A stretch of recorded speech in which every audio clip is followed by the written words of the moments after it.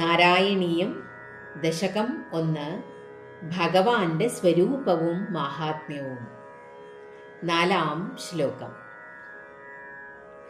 നിഷ്കമ്പേ നിത്യപൂർണേ നിരവധി പരമാനന്ദ പീയൂഷരൂപേ നിർലീനാനേകമുക്താവലി സുഭഗതമേ നിർമ്മല ബ്രഹ്മസിന്ധൗ കല്ലോലോലാസതുല്യം ഖലു വിമലതരം സത്വമാഹുസ്തദാത്മാ കസ്മാന്നോ നിഷ്കളസ്ത്വം സകള ഇതി വജസ്ത്വത്കലാസ്വേവ ഭൂമൻ.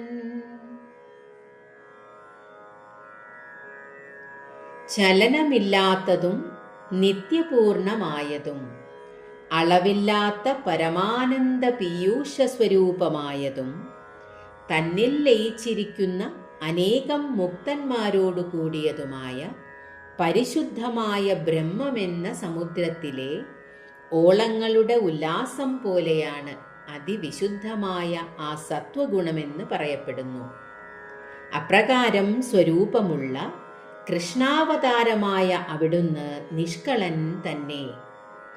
സകളൻ എന്ന വിശേഷണം അങ്ങയുടെ കലകൾക്കാണ്.